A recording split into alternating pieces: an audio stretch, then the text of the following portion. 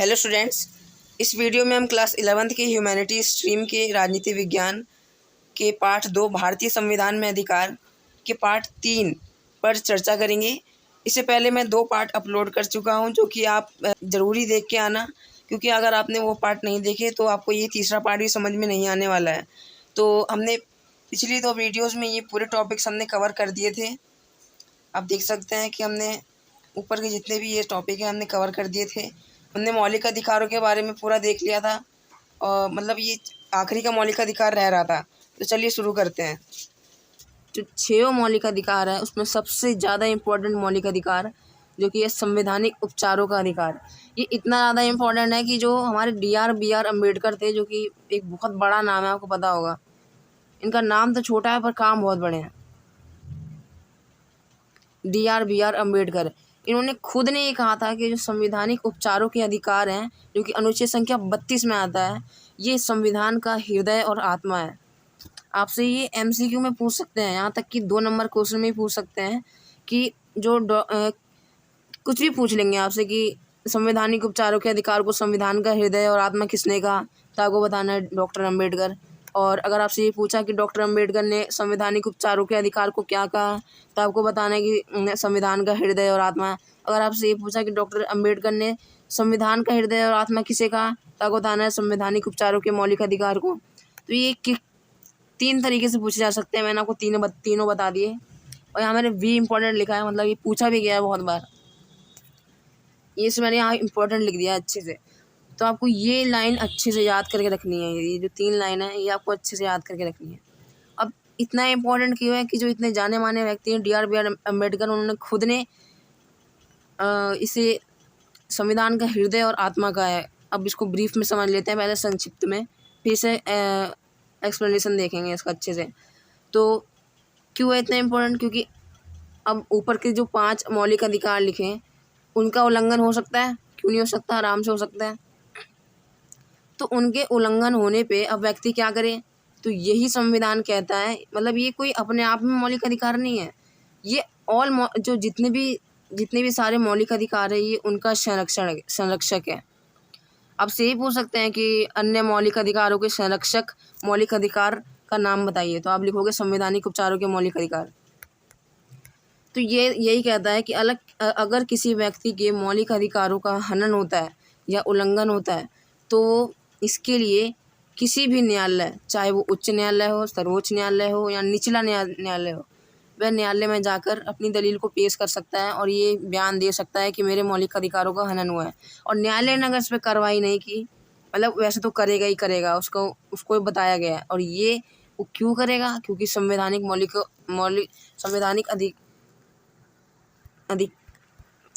उपचारों का अधिकार उसे करने के लिए वांछित कर रहा है। न्यायालय को उसको न्याय देना ही पड़ेगा इस क्षेत्र में कि उसके मौलिक अधिकारों का हनन नहीं हो सकता है। तो अब इसको ब्रीफ में हमने देख लिया, अब इसका एक्सप्लेनेशन देख लेते हैं।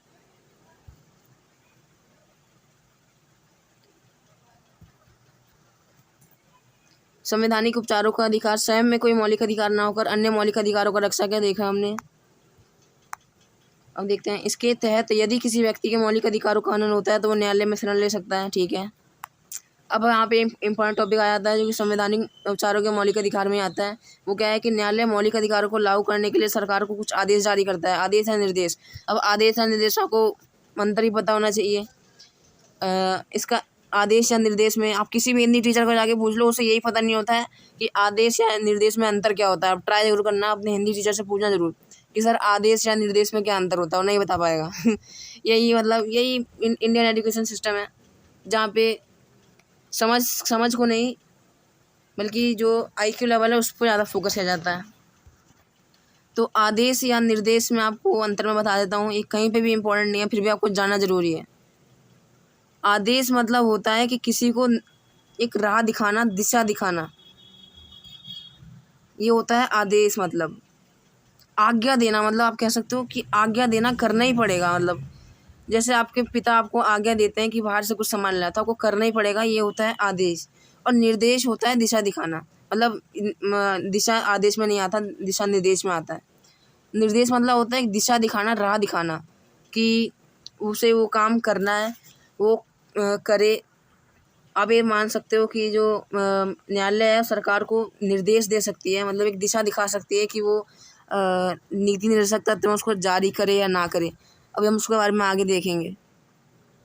तो यही अंतर है कि आदेश मतलब कि आज्ञा का पालन करना, मतलब आज्ञा देना, और निर्देश मतलब कि दिशा दिखाना। ये सिंपल समझ सकते हैं आप। अब देखते हैं कि क्या है ये। न्यायालय मौलिक अधिकारों को लागू करने के लिए, मतलब व्यक्ति के जो मौलिक अधिकार हनन हो चुके हैं उसको संभालने के लिए, उस पर उसको न्याय देने के लिए कुछ आदेश या निर्देश जारी करता है। और किसे करता है? सरकार को करता है। सरकार को कुछ आदेश या निर्देश जारी करता है जिन्हें आदेश या प्रादेश कहते हैं। और आदेश या प्रादेश मतलब आदेशों को प्रादेश कहते हैं। अब इसका एक स्पेशल नेम है रिट, जो कि 1 नंबर से क्वेश्चन पूछा आता है कि रिट क्या होता है। ये इसका इंग्लिश में स्पेलिंग है WRIT। बहुत लोग इसका RIT स्पेलिंग समझते हैं, पर नहीं, इसका है WRIT। इसमें W साइलेंट है। साथ में आपको इंग्लिश ही पता होनी चाहिए। भले ही मैं हिंदी मीडियम को पढ़ा रहा हूँ, पर थोड़ा थोड़ा आपको इंग्लिश पता होनी चाहिए। तो देखते हैं मौलिक अधिकार, मतलब आपको अब देखते हैं कि रिट कैसे होते हैं। जो आदेश जारी करता है न्यायालय सरकार को, ये कितने प्रकार के होते हैं? ये कुल 5 प्रकार के होते हैं। कौन कौन से? बंदी प्रत्यक्षीकरण, परमादेश, निषेधादेश और अधिकार परीक्षा, और एक है उत्प्रेषण रिट। ये 5 हैं। जब हम देखते हैं एक्सप्लेनेशन देखते हैं इनका 1 बाय 1। तो बंदी प्रत्यक्षीकरण क्या है? बंदी प्रत्यक्षीकरण के द्वारा न्यायालय किसी गिरफ्तार व्यक्ति को न्यायालय के सामने प्रस्तुत करने का आदेश देता है। मतलब कोई व्यक्ति गिरफ्तार हो चुका है तो उसे न्यायालय में प्रस्तुत करने का आदेश दे सकता है। किसके तहत? बंदी प्रत्यक्षीकरण के तहत। यदि गिरफ्तारी का तरीका गैर कानूनी है या असंतोषजनक है तो न्यायालय गिरफ्तार व्यक्ति को छोड़ने का आदेश दे सकता है। अगर उसे ऐसे तरीके से गिरफ्तार किया गया है जो कि गैर कानूनी है और न्यायिक नहीं है तो उसे छोड़ने का आदेश भी दे सकता है न्यायालय, बंदी प्रत्यक्षीकरण के तहत। अब देखते हैं परमादेश। ये भी न्यायालय जारी करता है। यह आदेश तब जारी किया जाता है जब न्यायालय को लगता है कि कोई सार्वजनिक पदाधिकारी, ये आपको फोकस करना है, सार्वजनिक पदाधिकारी अपने कानूनी और संवैधानिक दायित्व को पता है ना, जिम्मेदारी, संवैधानिक दायित्वों का पालन नहीं कर रहा है और इससे किसी व्यक्ति के मौलिक अधिकार प्रभावित हो रहे हैं। अगर वो अपने संवैधानिक का कानूनी दायित्व फॉलो नहीं करता है, उसका पालन नहीं करता है, और इस चीज़ से किसी व्यक्ति के मौलिक अधिकार का हनन भी होता है, तो इसके लिए ये न्यायालय परमादेश जारी करता है सार्वजनिक पदाधिकारियों को दंड देने के लिए या फिर उसे उस पद से हटा देने के लिए। अभी हम देखते हैं निषेध आदेश क्या होता है। निषेध आदेश ये होता है जब कोई निचला अदालत, मतलब 3 न्यायालय होता है, सर्वोच्च, उच्च या निचला। तो ये निचला अदालत अपने अधिकार क्षेत्र, हर किसी का अपना अधिकार क्षेत्र होता है, तो निचली अदालत का जो अधिकार क्षेत्र है उसका अतिक्रमण करके किसी मुकदमे की सुनवाई करता है, तो ऊपर की अदालत यानी कि उच्च न्यायालय और सर्वोच्च न्यायालय उसे ऐसा करने से रोकने के लिए निषेध आदेश जारी करते हैं। अब कोई निचला अदालत है और वो ऐसे किसी मुकदमे की सुनवाई कर रहा है जो कि उसके अधिकार क्षेत्र में नहीं आता है, कोई बड़ा मुकदमा है, फिर भी उस पर वो मुकदमा कर रहा है, मतलब उस पर सुनवाई कर रहा है, तो जो ऊपर के अदालत हैं, उच्च न्यायालय या सर्वोच्च न्यायालय, वो उसे ऐसा करने से रोक देते हैं। किस आदेश के द्वारा? निषेध आदेश। अब इसका एक दूसरा नाम भी है, आप यहाँ पे लिख लेना है ऐसे करके। इसका दूसरा नाम है प्रतिषेध। आपको NCERT में नहीं मिलेगा पर ये पूछा जाता है, मैंने देखा था। प्रतिषेध, अगर निषेध आदेश पूछे तब भी आपको ये लिखना है और प्रतिषेध भी आपको यही लिखना है, ठीक है। अब हम देखते हैं अगला अधिकार परीक्षा। तो ये क्या कहता है? जब न्यायालय को लगता है कि कोई व्यक्ति ऐसे पद पर नियुक्त हो गया है जिस पर उसका कोई कानूनी हक नहीं है, तो न्यायालय अधिकार परीक्षा आदेश द्वारा उस पद पर कार्य करने से रोक देता है। अब जब न्यायालय को ऐसा लगता है कि कोई ऐसा अब UPSC मान के चलो, बहुत बच्चे UPSC करने के लिए अपना एम रखते हैं, तो UPSC में एक पेपर होता है और उसके हिसाब से ऊंची पद मिलती है व्यक्ति को, चाहे वो IAS हो गया, IPS हो गया, IFS हो गया, या फिर कोई भी UPSC में जो ब्रांच होती है वो हो गया। तो पेपर देने के बाद मिलता है उसका IQ लेवल, मतलब उसको टेस्ट किया, उसे पेपर लिया, तब जाके उसे वो जॉब मिली, उसे वो पद मिला। अब आप मान के चलो कि IAS के पद पे किसी ऐसे व्यक्ति को बैठा दिया जाए जो मतलब उसके लायक है ही नहीं, बिल्कुल गंवार है, मतलब उसे कुछ नहीं आता, उसे राजनीति के क्षेत्र में कुछ नहीं आता, उसे जनरल नॉलेज के क्षेत्र में कुछ नहीं आता, तो क्या वो उस पद के लिए सुटेबल है? बिल्कुल भी सुटेबल नहीं है, उसे पद पर होना भी नहीं चाहिए। पर इंडिया में ये सबसे ज़्यादा होता है कि जो व्यक्ति जिस पद के लिए सुटेबल नहीं होता उसे उस पद पर डाल दिया जाता है। ऐसा क्यों होता है? पहुँच, इसकी बहुत सारी कारण है, मैं आपको बताता हूँ। पहला तो है पहुँच, अगर भाई की पहुँच बहुत है तो वो कहीं पे भी जा सकता है। दूसरा है जान पहचान, ये कुछ कॉमन शब्द है जो सुना होगा आपने, किसी की जान पहचान ऊँची है तो वो ऊँचे पद पे पहुँच जाता है। ऐसी मतलब बहुत ऐसे लोकल चीज़ें हैं जिनके कारण ऊँचे पदों पे ऐसे बेकार व्यक्ति पहुँच जाते हैं जहाँ पे नहीं पहुँचना चाहिए। तो यही एक अधिकार परीक्षा कहता है कि जब न्यायालय को लगता है कि कोई व्यक्ति ऐसे पद पर नियुक्त हो गया है जिस पर उसका कोई कानूनी हक नहीं है उस पे उसका, तो न्यायालय अधिकार परीक्षा आदेश जारी करके उसे उस पद पर कार्य करने से रोक देता है। समझ में आ गया आपको? अब देखते हैं उत्प्रेषण रिट, ये इम्पोर्टेंट है। क्यों इम्पोर्टेंट पूछा गया है पहले, इसलिए 2 नंबर में। क्या है ये? जब कोई निचली अदालत या अधिकारी बिना अधिकार के किसी मामले पर कार्य करता है तो न्यायालय उस विचाराधीन मामले को, मतलब जिस पे विचार नहीं किया जा सकता उस निचले अदालत द्वारा, उस विचाराधीन मामले को उससे लेकर उत्प्रेषण रिट द्वारा ऊपर की अदालतों या अधिकारियों को हस्तांतरित कर देता है। अब आप कंफ्यूज हो रहे होंगे कि उत्प्रेषण रिट या फिर निषेध आदेश में क्या अंतर है। अभी मैं करूँगा, पहले समझ लेते हैं। निचली अदालत या अधिकारी अपने बिना अधिकार के, उसमें क्या होता है कि अब अधिकार क्षेत्र है उसका अतिक्रमण करके, इसमें भी यही है कि बिना अधिकार के किसी मामले पर कार्य करता है। अब दोनों में अंतर यही है, उसमें मुकदमे की सुनवाई करते हैं वो लोग अगर अधिकार क्षेत्र का अतिक्रमण करके, तो निषेध आदेश जारी करता है। और किसी मामले पर कार्य करता है, ध्यान से सुनना, किसी मामले पर कार्य करता है तो उत्प्रेषण रिट जारी किया जाता है। अगर मुकदमे की सुनवाई तो निषेध आदेश या प्रतिषेध, अगर किसी मामले पर कार्य तो फिर उत्प्रेषण रिट। ठीक है, यही अंतर दोनों में। तो यही है कि जब बिना किसी अधिकार के किसी मामले पर कार्य करता है तो न्यायालय उस विचाराधीन मामले को, क्योंकि उस पर विचार किया नहीं जा सकता उस निचली अदालत द्वारा, मामले को उससे लेकर उत्प्रेषण रिट द्वारा उसे ऊपर की अदालत या अधिकारी को हस्तांतरित कर देता है। ठीक है, उम्मीद आपको समझ में आ गया होगा। अब आगे देखते हैं हम इस चैप्टर के सबसे मोस्ट इम्पॉर्टेंट टॉपिक को, जो कि है राज्य के नीति निर्देशक तत्व। ये नीति निर्देशक तत्व आप मान सकते हो कि इस चैप्टर का पार्ट 2 आप मान सकते हो। मतलब पार्ट वन में तो आपने सारे मौलिक अधिकारों के बारे में देख लिया, और पार्ट 2 आप मान सकते हो नीति निर्देशक तत्व। इसके बारे में ही बहुत कुछ पूछा जाता है एग्जाम के अंदर। तो सबसे पहले इसका डेफिनेशन देख लेते हैं। नीति निर्देशक तत्व यहाँ इम्पोर्टेंट लिख रखा है मैंने।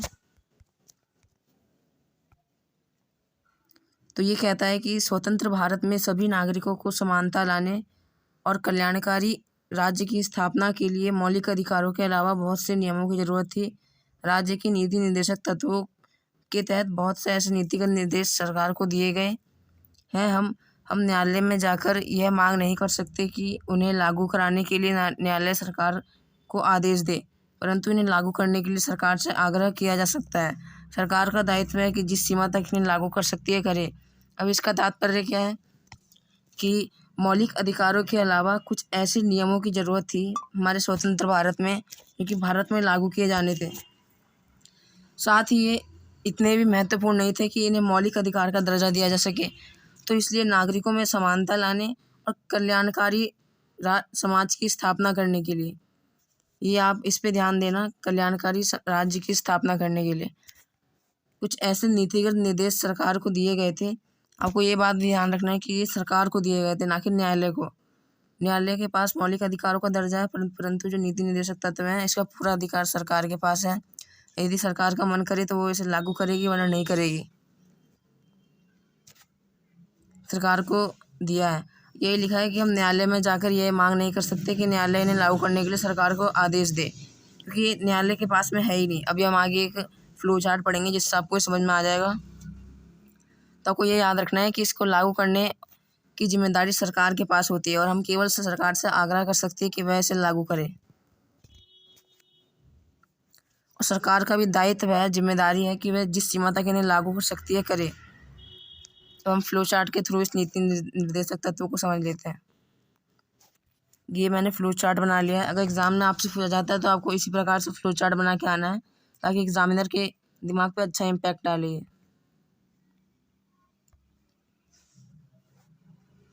तो यहाँ पे जनता, ये न्यायालय और ये सरकार। जनता न्यायालय में जाकर ये नहीं कह सकती कि न्यायालय सरकार को ये आदेश दे कि इन्हें लागू करे, नीति निर्देशक तत्वों को लागू करे, परंतु जनता क्या कर सकती है, लागू करने के लिए सरकार से आग्रह कर सकती है। तो आपको इस फ्लो चार्ट के थ्रू उम्मीद है समझ में आ गया होगा। इस फ्लो चार्ट को अच्छे से अपने दिमाग में बैठा लीजिए। अब आगे का टॉपिक देखते हैं, जो कि है नीति निर्देशक तत्वों की सूची में 3 प्रमुख बातें। आपसे ये भी पूछा जा सकता है कि नीति निर्देशक तत्वों के बारे में 3 प्रमुख बातें बताइए। बहुत तरह से क्वेश्चन बन जाते हैं। अगर आपको इनके क्वेश्चंस की वीडियो चाहिए कि कैसे कैसे क्वेश्चन पूछे गए हैं प्रीवियस में, तो आप मुझे कमेंट में बता सकते हैं, मैं इसके प्रीवियस ईयर की वीडियो भी जरूर लाऊंगा।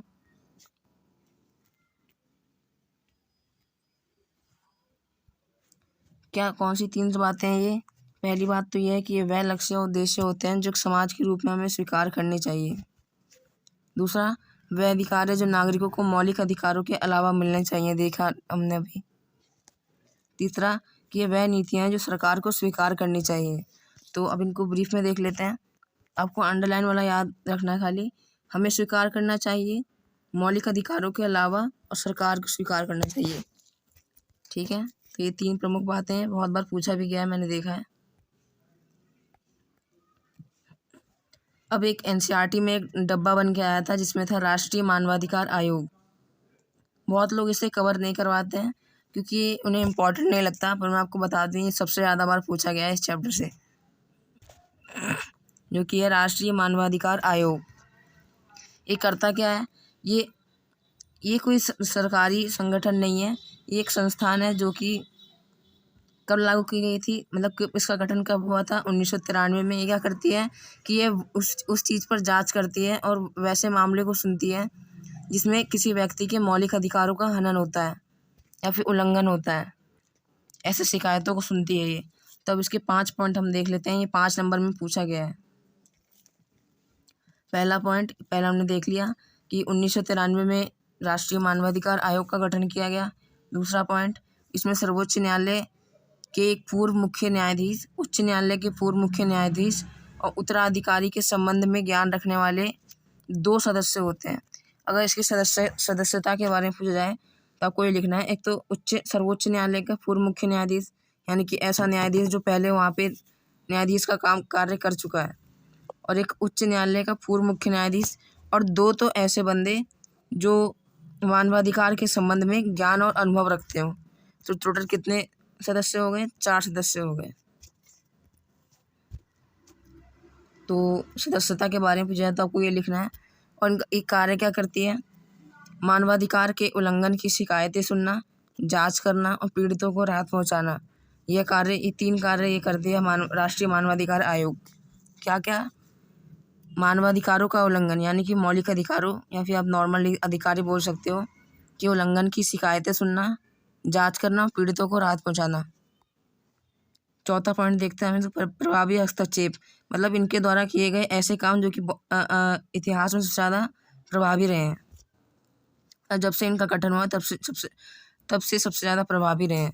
वो 2 कार्य हैं। पहला तो पंजाब में युवकों को गायब होने पे जांच करी थी इन्होंने। दूसरा, गुजराती दंगों के मामले में जांच की थी। 5वां पॉइंट देख लेते हैं।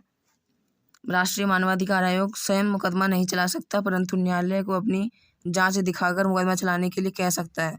ये अजर्सन रीजन में पूछा गया है, इसलिए आपको ध्यान में रखना है क्वेश्चन कि ये स्वयं मुकदमा नहीं चला सकता। कि आप सोचो कि ये स्वयं मुकदमा चला सकता है किसी केस के ऊपर, तो ये क्या करता है? ये जो जांच बनाता है उस जांच को ये न्यायालय में प्रस्तुत करता है और ये न्यायालय से गुहार करता है, यानी कि सिफारिश करता है कि वो इस पर मुकदमा चलाए। तो 5वां पॉइंट हो गया। ये आपको ये 5 पॉइंट लिख के आने राष्ट्रीय मानवाधिकार आयोग अगर कुछ पूछा जाता है तो। इससे 1 नंबर या 2 नंबर के क्वेश्चन ही बन जाते हैं, फिर 5 नंबर में भी डायरेक्ट पूछा जा सकता है कि राष्ट्रीय मानवाधिकार आयोग पर टिप्पणी लिखिए। तो चलिए अब आगे देखते हैं। आगे है नागरिकों के मौलिक कर्तव्य। ये ध्यान रखना है, वो मौलिक अधिकार थे और ये कर्तव्य है। इससे सबसे ज़्यादा ये पूछा जाता है कि ये कब ऐड किया गया था, किस संशोधन में, और कब ऐड किया गया था संविधान में। तो आपको याद रखना है कि ये 1976 में 42वें संविधान संशोधन द्वारा नागरिकों के मौलिक कर्तव्यों की सूची को अनुच्छेद 51 का समावेश किया गया। आपको ये भी याद रखना है कि आर्टिकल नंबर 51A के तहत हमारे संविधान में ऐड किया गया था, इसका समावेश किया गया था। कब किया गया था? 1976 को 42वें संविधान संशोधन द्वारा। और अभी कुछ देर पहले हमने देखा था 1978 में हुआ था कौन सा? 44वां संशोधन, जिसमें संपत्ति के अधिकार को मौलिक अधिकार से एक सामान्य अधिकार में डाल दिया गया था। ये था 78 में जो हुआ था 44वां। और 42वें में जो 76 में हुआ था उसमें है नागरिकों के मौलिक कर्तव्य। इसके तहत या फिर अंतर्गत नागरिकों के 10 मौलिक कर्तव्यों का उल्लेख किया गया था।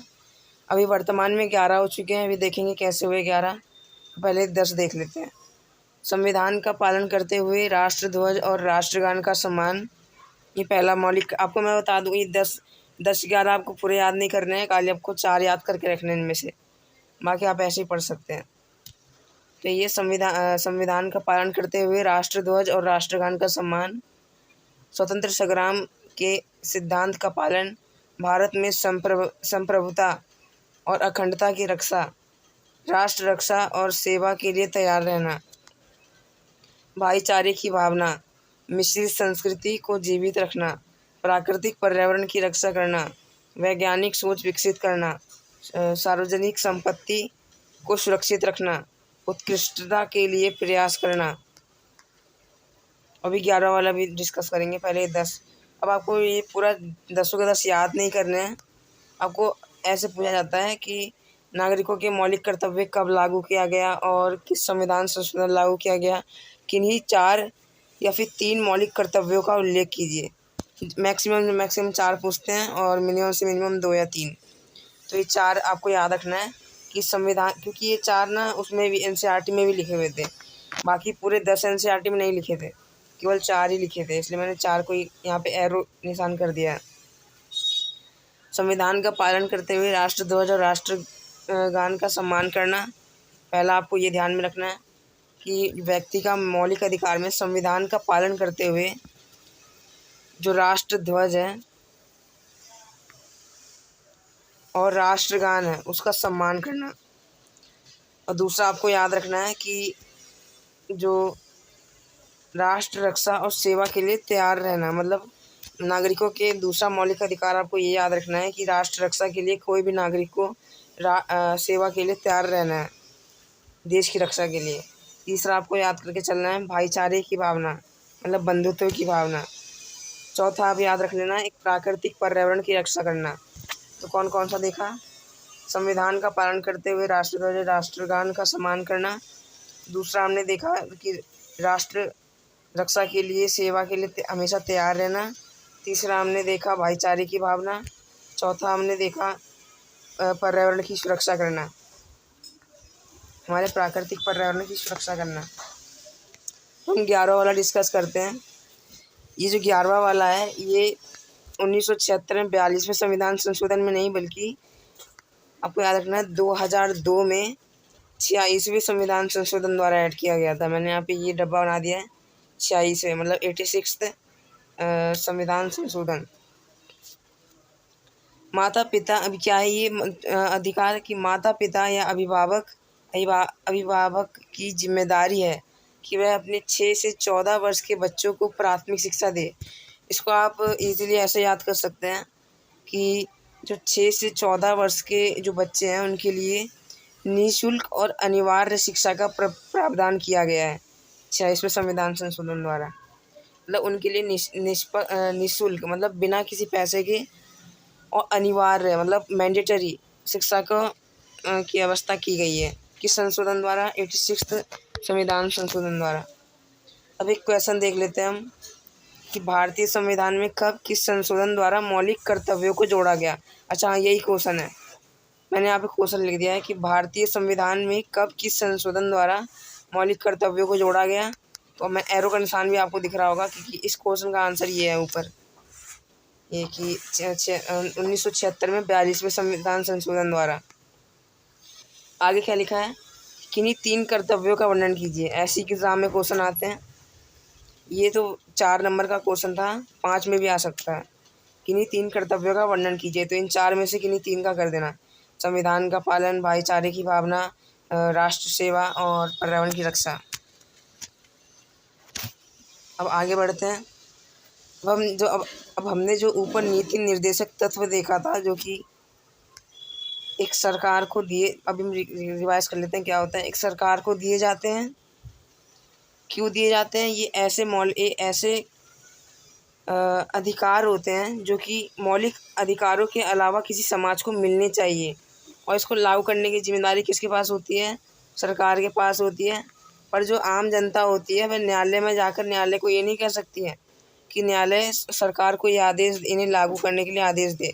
परंतु जो जनता है, वह सरकार से आग्रह कर सकती है कि वह इन्हें जिस सीमा तक लागू कर सकती है करे। ठीक है, तो ऐसे ही कुछ नीति निर्देशक तत्व सरकारों को दिए गए हैं। ठीक है, जो कि किस लिए? समाज के कल्याण, मतलब और राष्ट्र के कल्याणकारी राष्ट्र की स्थापना करने के लिए, और नागरिकों में समानता लाने के लिए। नागरिकों में समानता, अब हमने ऊपर देखा था, उनके के लिए ऐसे अधिकार हैं जो मौलिक अधिकारों के अलावा दिए गए हैं। मतलब अभी पूरी तरीके से लागू नहीं हुए हैं, पर धीरे धीरे करके इन्हें लागू किया जा रहा है सरकार द्वारा। अब देखते हैं कि नीति निर्देशक तत्वों और मौलिक अधिकारों में संबंध। अभी जो नीति निर्देशक तत्व है और मौलिक अधिकार है, इनमें क्या संबंध है? तो इनमें आपको 2 पॉइंट लिखना अगर ये आता है तो। पहला पॉइंट आप लिखेंगे कि दोनों, जहाँ मौलिक अधिकार सरकार के कार्यों पर प्रतिबंध लगाते हैं, वही नीति निर्देशक तत्व सरकार को कुछ कार्य करने के लिए प्रेरणा देते हैं। क्या मतलब हुआ इसका? पहला आपको ये लिखना है, दोनों एक दूसरे के पूरक है, नीति निर्देशक तत्व मौलिक अधिकार। अब इसमें लिखा है कि मौलिक अधिकार सरकार को कुछ करने के लिए प्रतिबंध लगाते हैं। मतलब सरकार जो है वो मौलिक अधिकारों का उल्लंघन नहीं कर सकती है, उसके खिलाफ नहीं जा सकती है, चाहे कुछ भी हो जाए, वो उसका उल्लंघन या उसमें हस्तक्षेप बिल्कुल भी नहीं कर सकती है। तो यही कहते हैं, अगर मान लो कोई सरकार कोई ऐसा विधेयक जारी कर रही है, ऐसा कोई कानून जारी कर रही है जिससे कि व्यक्ति के मौलिक अधिकारों का हनन हो रहा है, तो वह उसको नहीं कर सकती लागू। मतलब वो न्यायालय उसे वो लागू करने ही नहीं देगा। तो इससे क्या पता चलता है कि उसके कुछ कार्यों पर प्रतिबंध लगा दिया गया, किसके? मौलिक अधिकार ने लगा दिया। परंतु जो नीति निर्देशक तत्व होते हैं, वह सरकार के कुछ कार्यों पर प्रतिबंध नहीं लगा सकते हैं, क्योंकि इनको लागू करने की जिम्मेदारी ही सरकार के पास होती है। तो वो इस पर प्रतिबंध लगाएंगे कैसे? बल्कि ये कुछ कार्य को करने की प्रेरणा देती है, क्योंकि जो नीति निर्देशक तत्व है वो सरकार ही तो लागू करेगी। मैंने आपको बताया था कि वो न्यायालय के हाथ में नहीं है, वो सर्वोच्च न्यायालय, उच्च न्यायालय, किसी भी न्यायालय के हाथ में नहीं है, वो खाली सरकार के हाथ में है। वो सरकार की मर्ज़ी होगी तो वो करेगी, अगर उसकी मर्ज़ी नहीं होगी तो नहीं करेगी। तो अगर वो करती है तो ये, इससे क्या मैं तात्पर्य निकलता है कि कुछ कार्य को करने की प्रेरणा देते हैं, सरकार के कुछ कार्यों को करने की प्रेरणा देते हैं। आपको पता होगा कि बहुत से तो नीति निर्देशक तत्व हैं कि अभी लागू नहीं किए गए हैं, पर बहुत कुछ लागू कर दिए गए हैं। जैसे एक नीति निर्देशक तत्व ये भी था, जो हमने ऊपर देखा कि 6 से 14 वर्ष की आयु को निःशुल्क और अनिवार्य शिक्षा मिलेगी। ये पहले नीति निर्देशक तत्व था, परंतु आपको पता होगा कि 2002 में 46वें संविधान संशोधन द्वारा इसे एक अनिवार्य कर दिया गया। तो इसे नीति निर्देशक तत्व से एक अधिकार बना दिया गया। परंतु बहुत से अधिकार आप देखोगे कि अभी तक पूरे नहीं किए गए हैं। जैसे कि समान वेतन का जो है कि मतलब जितना एक मेल कर्मचारी को मिलता है, उतना एक फीमेल कर्मचारी को ही पैसे वेतन मिले, ये अभी तक स्वीकार नहीं किया गया है। आप देखोगे कि कोई फैक्ट्री है तो उसमें एक मेल भी काम कर रहा है, एक फीमेल भी काम कर रहा है, और दोनों का काम सेम ही है। परंतु मेल व्यक्ति है उसको 10,000 सैलरी मिल रही है और फीमेल को 6,000 सैलरी मिल रही है। तो इससे यही है कि ये एक नीति निर्देशक तत्व है जिसे लागू नहीं किया गया है।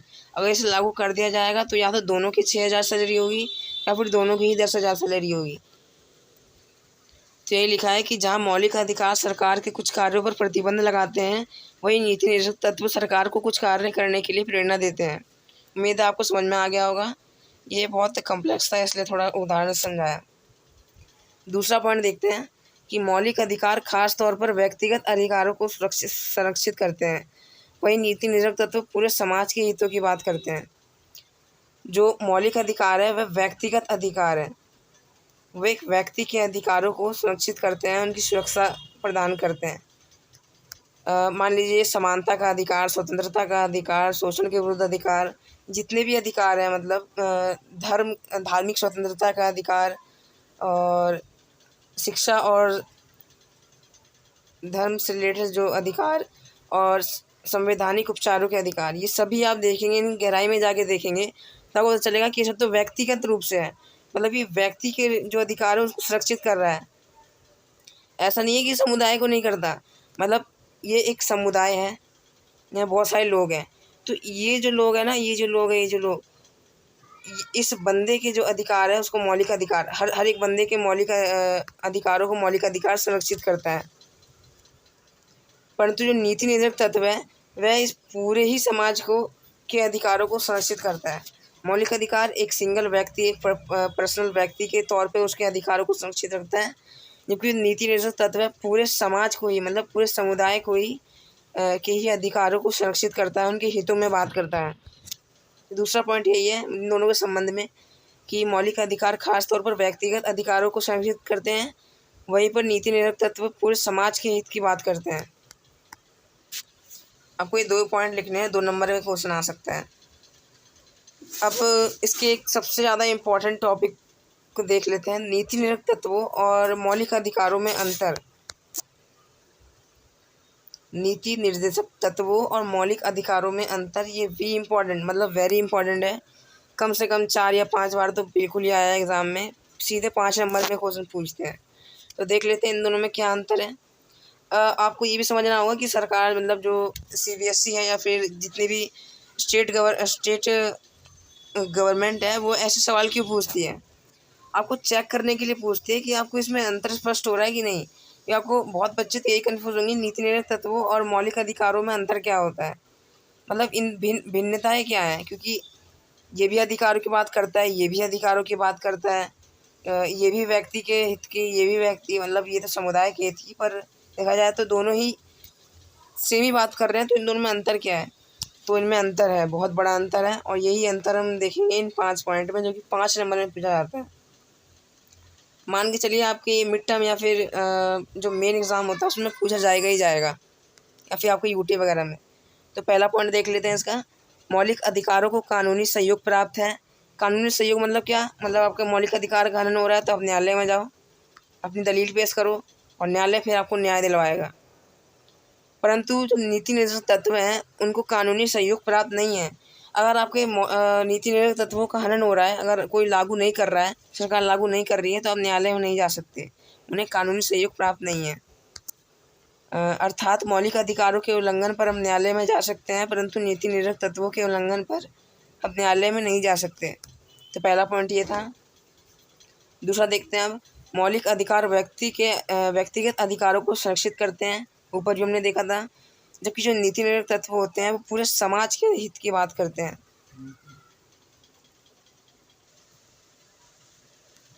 समझ में आ गया ना आपको। जो मौलिक अधिकार है वो एक व्यक्ति के अधिकार की बात करते हैं, उसकी सुरक्षित करते हैं और उसके हित में बात करते हैं। जबकि जो नीति निर्देशक तत्व होते हैं पूरे समाज को लेकर चलते हैं, पूरे समाज के ही अधिकारों को सुरक्षित करते हैं, वो व्यक्तिगत रूप से नहीं देखते। तीसरा पॉइंट देखते हैं, मौलिक अधिकार प्राप्त किए जा चुके हैं और जबकि जो नीति निर्देशक तत्व हैं उनको अभी पूर्णतः प्राप्त नहीं किया गया है। अब इसका क्या तात्पर्य है, मान लीजिए आपके पास 6 मौलिक अधिकार हैं, जबकि 6 ही है, 6 मौलिक अधिकार है। आपको पता है 6 के 6 लागू किए जा चुके हैं, पता है ना आपको। 6 के 6 कब के लागू किए जा चुके हैं, क्योंकि ये न्यायालय के अंडर में आता है।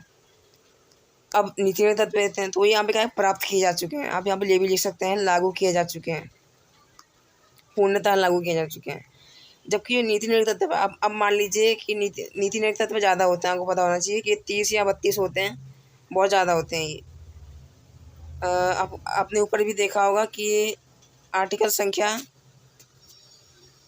35 से लगभग 51 में लिखा हुआ है, तो आप समझ सकते हैं कितना बड़ा है। तो मान लीजिए कि ये 30 यहाँ पे नीति निर्देशक तत्व है। 30 में से क्या पता 6 लागू कर दिए गए हों, 10 लागू, अभी तो मर्जी पर डिपेंड है ना। लोग नहीं कुछ कर सकते, न्यायालय कुछ नहीं कर सकता, बस आग्रह कर सकते हैं हम लोग। ये तो सरकार पर डिपेंड है। सरकार होती है भ्रष्टाचारी, मतलब ज़्यादातर सरकार भ्रष्टाचारी होती है, मैं इसको कबूल करता हूँ। तो वो अपने हित की देखती है, वो देखती है जनता कल्याण हो चाहे ना हो, वो कितनी भी आग्रह करे। अगर अच्छी सरकार हुई तो कर देगी। मैं आलोचना नहीं कर रहा हूँ अभी वर्तमान सरकार की, मैं आपको उदाहरण दे के समझा रहा हूँ कि मान लीजिए 30 में से किसी ने 6 ही लागू किया है, किसी ने 10 ही लागू किया है, क्योंकि सरकार की मर्जी पर डिपेंड है और उस पर कोई अंकुश नहीं लगा सकता इसको लेके। तो यही है कि पूर्णतः लागू नहीं किए गए हैं। ये मैंने आपको बताया था कि समान वेतन को अभी लागू नहीं किया गया है। मतलब एक ही फैक्ट्री में 10,000 मेल को मिल रही है सेम काम की, और सेम काम की 6,000 सैलरी मिल रही है फीमेल्स को। है ना ये भेदभाव, मतलब समानता का अधिकार का उल्लंघन है ना, मौलिक अधिकार। तो फिर भी नीति निर्देशक तत्वों को लागू नहीं कर रही है सरकार, पागल है। मतलब मैं बुराई नहीं करना चाहूँगा, पर यही सत्य है कि सरकार इस पर ध्यान बिल्कुल नहीं दे रही है। एक दो को सरकार लागू कर देती है, जैसे कि शिक्षा के अधिकार हमने देखा था अनुच्छेद संशोधन संख्या 86 में, एक दो को लागू कर देती है, पर पूर्णतः ऐसा लागू नहीं किया गया है, जो कि बहुत कुटिल बात है हमारे लोकतंत्र को लेके या फिर हमारी राजनीति को लेके। तो उम्मीद है आपको ये 3 पॉइंट समझ में आए होंगे। चौथा देखते हैं कि मौलिक अधिकारों का उद्देश्य देश में राजनीति लोकतंत्र की स्थापना करना है, जबकि नीति निर्देशक तत्वों का उद्देश्य सामाजिक आर्थिक लोकतंत्र की स्थापना करना है। मौलिक अधिकार जो है वो देश में राजनीतिक लोकतंत्र की स्थापना करते हैं। एक व्यक्ति है, वो राजनीति में उसका भी योगदान है। अब इस बात को और लोग कैसे माने? और लोग इसलिए मानेंगे क्योंकि इसका मौलिक अधिकार है। इसके मौलिक अधिकार ये कहते हैं कि ये राजनीतिक रूप से एक भारतीय राजनीति का सदस्य है, एक पार्ट है, एक साधारण व्यक्ति भी। तो क्योंकि इसको बहुत सारे ऐसे अधिकार प्राप्त हैं, बहुत सारे क्या 6 ही अधिकार ऐसे प्राप्त हैं जो कि इसके हितों की बात करते हैं और इसे राजनीति से जोड़े रखते हैं। इसलिए ये राजनीतिक लोकतंत्र की स्थापना करता है। जबकि जो नीति निर्देशक तत्व होते हैं उनका उद्देश्य सामाजिक और आर्थिक लोकतंत्र की स्थापना करना होता है। ये राजनीतिक लोकतंत्र की स्थापना नहीं करते क्योंकि पूरे समुदाय को लेके चलते हैं, ये पूरे समुदाय को लेके चलते हैं, इसलिए सामाजिक आ जाता है। और आर्थिक कैसा आता है, मैंने अभी आपको बताया था, वेतन का जो समानता का अधिकार है कि मेल और फीमेल को समान वेतन मिलना चाहिए। तो ऐसे ही ये आर्थिक लोकतंत्र की भी स्थापना करते हैं। तो क्या देखा हमने, मौलिक अधिकार राजनीतिक लोकतंत्र की स्थापना करते हैं और नीति निर्देशक तत्व सामाजिक और आर्थिक लोकतंत्र की स्थापना करते हैं। 5वां पॉइंट देखते हैं कि मौलिक अधिकार व्यक्ति के कल्याण को बढ़ावा देता है, जबकि जो नीति निर्देशक तत्व है वो समुदाय के कल्याण को बढ़ावा देता है। ये हमने ऊपर भी देख लिया था कि ये व्यक्ति के अधिकारों को सुरक्षित करता है और नीति निर्देशक तत्व पूरे समुदाय के अधिकारों को सुरक्षित करता है, उनके हित की बात करता है। तो आप ये भी लिख सकते हैं इसमें कि मौलिक अधिकार व्यक्ति के कल्याण, मतलब अधिकारों को सुरक्षित करते ही है, साथ में उसके कल्याण को बढ़ावा देता है। जबकि जो नीति निर्देशक तत्व होते हैं वो समुदाय के कल्याण को बढ़ावा देते हैं। समुदाय के हित की बात तो करते ही करते हैं ये नीति निर्देशक तत्व, साथ में ये समुदाय के कल्याण को बढ़ावा देते हैं। तो आपको ये 5 पॉइंट अच्छे से लर्न करने हैं। ये मोस्ट इम्पॉर्टेंट क्वेश्चन है। डायरेक्ट पूछा जाता है कि नीति निर्देशक तत्वों और मौलिक अधिकारों में अंतर स्पष्ट कीजिए, व्याख्या कीजिए, संक्षिप्त में बताइए, बिंदुओं के माध्यम से बताइए, बहुत प्रकार से पूछा जाता है। अब देखते हैं निवारक नज़रबंदी। ये एक पॉइंट था छोटा सा, मैंने सोचा इंक्लूड कर लेना चाहिए मुझे। तो क्या है ये निवारक नज़रबंदी? आपको ये नाम से कंफ्यूज नहीं होना कि इतना अजीब सा नाम है इसका चलो डेफिनेशन देख लेते। मैं पहले संक्षिप्त में जान लेते हैं क्या है, मतलब ब्रीफ में। निवारक नज़र, मान लीजिए ये आप हो, ठीक है, आपने कोई क्राइम नहीं किया, ठीक है, आपने अभी तक कोई क्राइम नहीं किया, परंतु जो न्यायपालिका है, जो पुलिस है, जो न्यायालय है, उसे आपको संदेह है, उसे ऐसा लग रहा है कि आप कुछ क्राइम करने वाले हो, आप कुछ अपराधजनक चीज़ें को करने वाले हो। और बहुत पक्का शक है, ऐसा नहीं कि हल्का फुल्का शक है आपको, मतलब बहुत पक्का शक है और बहुत बड़ी चीज़ को लेके शक है। मान लो आप संसद भवन को उड़ाने वाले हो बम फेंक के, तो ये बहुत बड़ी चीज़ को लेकर आप पे शक किया जा रहा है। अब शक के लिए कुछ एविडेंस तो होगा ही। मान लीजिए उनके पास एविडेंस भी नहीं है, उनके पास शक है आप पे कि आप कुछ अपराधजनक चीज़ करने वाले हो, तो फिर ऐसी स्थिति में न्यायालय आपको 3 महीने के लिए, कितने महीने के लिए, 3 महीने के लिए बिना वर्णित प्रक्रिया का पालन किए, वर्णित प्रक्रिया का पालन किए बिना आपको 3 महीने तक जेल में सड़ा सकता है, मतलब जेल में डाल सकता है। तो जो 3 महीने तक, और आप ऐसी स्थिति में ये भी नहीं कह सकते हो कि आप मेरे स्वतंत्रता के अधिकार का उल्लंघन कर रहे हो, क्योंकि उल्लंघन मान लो हो भी रहा है आपका, तो आपको कौन देगा, मतलब इससे न्याय कौन देगा, न्यायालय देगा। तो आपको न्यायालय ही तो जेल दे रहा है, ये भी तो देखो आप। अब मान लो आप ये दलील पेश करो भी कि यार ये तो मेरे स्वतंत्रता के अधिकार का उल्लंघन है, मैंने कोई क्राइम नहीं किया, फिर भी ये लोग संदेह पे खाली कि मुझे जेल में डाल रहे हैं, फिर भी आप ये कह सकते हो कि भाई मेरे स्वतंत्रता के अधिकार का उल्लंघन है। पर आप जहाँ कहोगे, न्यायालय में कहोगे, वो न्यायालय खुद ही तो आपको जेल की सज़ा दे रहा है 3 महीने की, तब कैसे कहोगे। तो इसलिए आपको ये कन्फ्यूज़न नहीं होनी चाहिए। तब इसका डेफिनेशन देख लेते हैं जो कि आपको एग्ज़ाम में लिख के आना है। किसी व्यक्ति को इस आशंका, इस संदेह पर गिरफ्तार करना कि वह कोई गैर कानूनी कार्य करने वाला है और बिना वर्णित प्रक्रिया, वर्णित प्रक्रिया क्या, मतलब जो विधि विधान से लिखा हुआ है कि इस व्यक्ति को पहले इसका दोष सिद्धि होगा, फिर इसे न्यायालय में पेश किया जाएगा, मुकदमा चलाया जाएगा, फिर जेल में डाला जाएगा, ये इस वर्णित प्रक्रिया का पालन किए बिना ही इसको कुछ समय के लिए जेल में भेज देना। कुछ समय के लिए कितना, 3 महीने के लिए। इसे ही निवारक नज़रबंदी कहते हैं। सॉरी यार, मैं बीच बीच में थोड़ा अटक जाता हूँ, तो उसके लिए थोड़ा मैनेज कर लेना।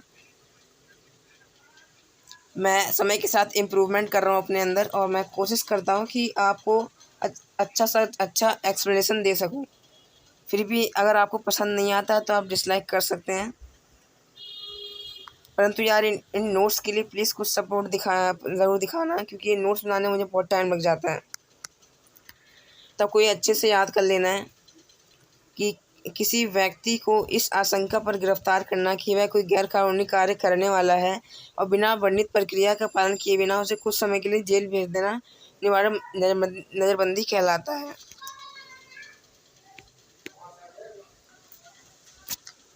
निवारक नज़रबंदी ज़्यादा से ज़्यादा 3 महीने के लिए ही हो सकती है, 3 महीने के बाद नहीं होगी, ये आप बात याद रखना।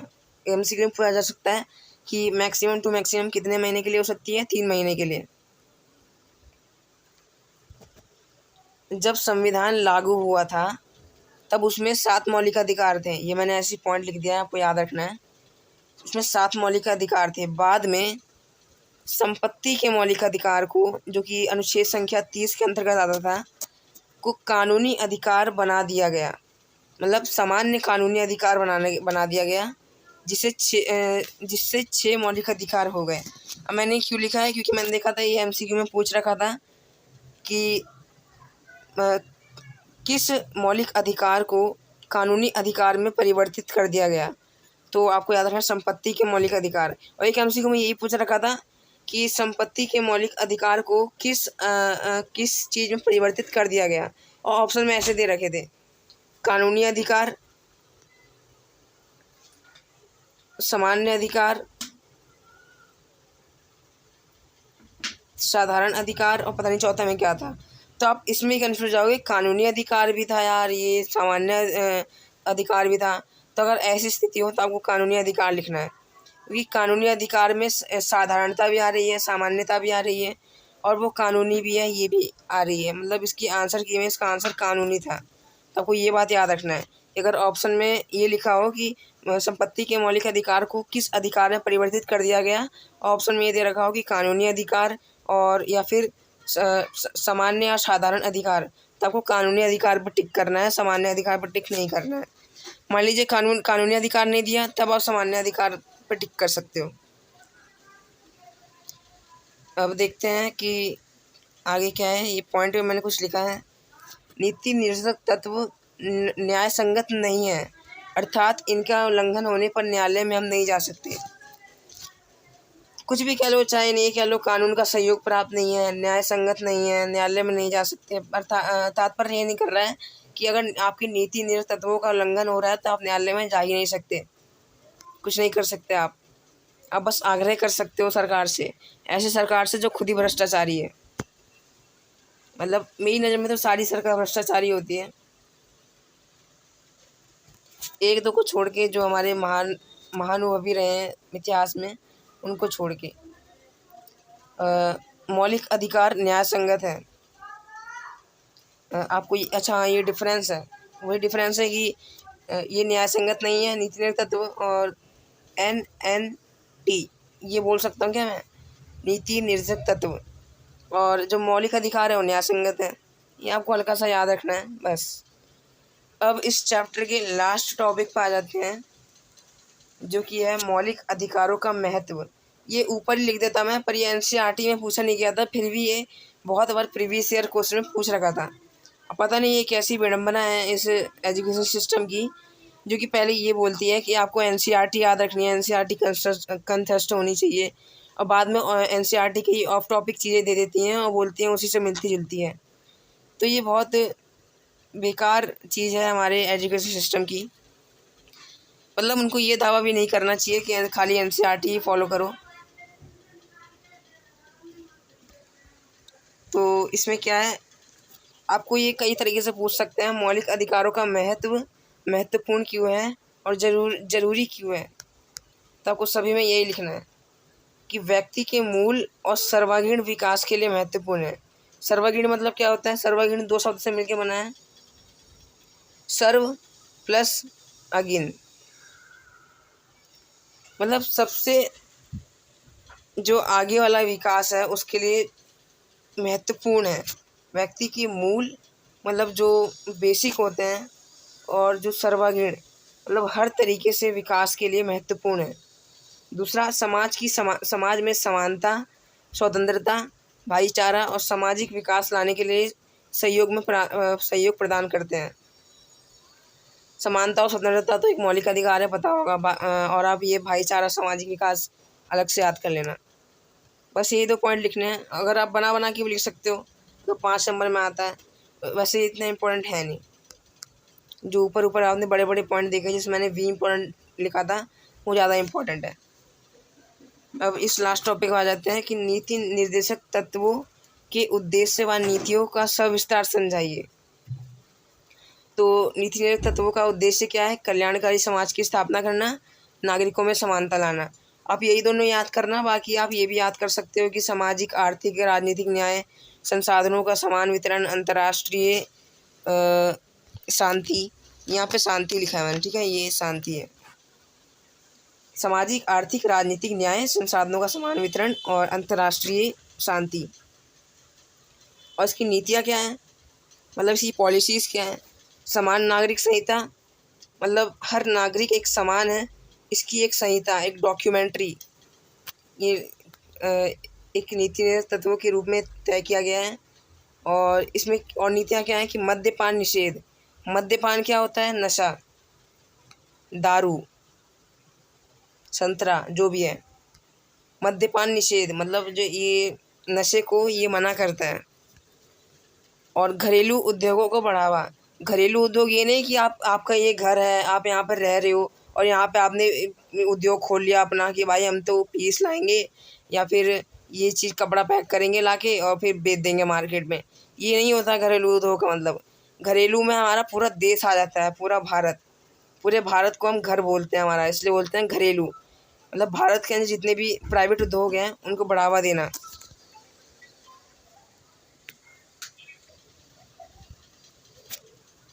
और क्या? पशुओं को मारने पर रोक।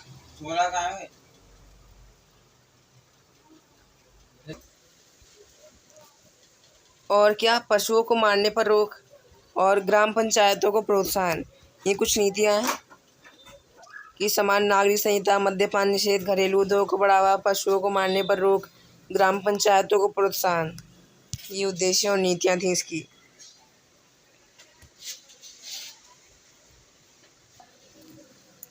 तो बस चैप्टर होता है हमारा ख़त्म। सॉरी यार, ये वीडियो थोड़ी बड़ी बन गई, क्योंकि मुझे इसी पार्ट में इस वीडियो को ख़त्म करना था।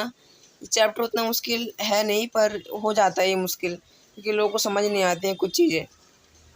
तो इसका जो पीडीएफ का लिंक है, इस नोट्स के पूरे पीडीएफ का लिंक, ऐसे पार्ट 1, पार्ट 2, पार्ट 3 करके नहीं, पूरे एक पीडीएफ मैंने बना दिया है और उसका लिंक आपको डिस्क्रिप्शन में मिल जाएगा। और जो हमारा चैनल है यार, इसको प्लीज़ आप सपोर्ट दिखाएं, इसको सब्सक्राइब करें और प्लीज़ थोड़ा सा सपोर्ट दिखाएं। मैं जो ऐसे जो ह्यूमैनिटीज़ के बच्चे हैं और ख़ासकर जो हिंदी मीडियम के बच्चे हैं, उनके लिए मैं एक रेवोल्यूशन लाना चाहता हूँ। उनके लिए ही मैं कुछ करके दिखाना चाहता हूँ और इस प्रक्रिया में मैं धीरे-धीरे आगे बढ़ रहा हूँ। पर इसमें आगे बढ़ने के लिए मुझे आप लोगों की भी ज़रूरत पड़ेगी, क्योंकि आपने देखा होगा कि हम ह्यूमैनिटीज़ के बच्चों को बहुत कम समझा जाता है, मतलब हमारी कोई इज़्ज़त ही नहीं की जाती है। और गवर्नमेंट स्कूलों में तो ज़्यादातर ये बहुत ज़्यादा होता है कि हमारी तो कोई इज़्ज़त ही नहीं होती है। तो जो ये हमारा नाम ख़राब हो रखा है मार्केट के अंदर, इससे हम सबको मिलकर ऊपर लाना होगा। हमें ये दिखाना होगा कि हम भी ऐसी बहुत बड़ी-बड़ी चीज़ें कर सकते हैं, जो कि बाकी स्ट्रीम के बच्चे नहीं कर सकते। तो इसके लिए प्लीज़ आप मुझे सपोर्ट करें, आपके बिना ये नहीं कर सकता मैं। तो अगर आप ये इंस्टाग्राम हैंडल या फिर टेलीग्राम चलाते हैं तो मुझे फॉलो कर सकते हैं। ऐसे इन पे फॉलो करना मैंडेटरी नहीं है, अगर आपके पास है तो कर लीजिएगा, वरना नहीं है तो मत कीजिएगा। बाकी चैनल को प्लीज़ सब्सक्राइब कर दीजिएगा। और अंत में बस यही कहना चाहूँगा कि थैंक्स फॉर वॉचिंग।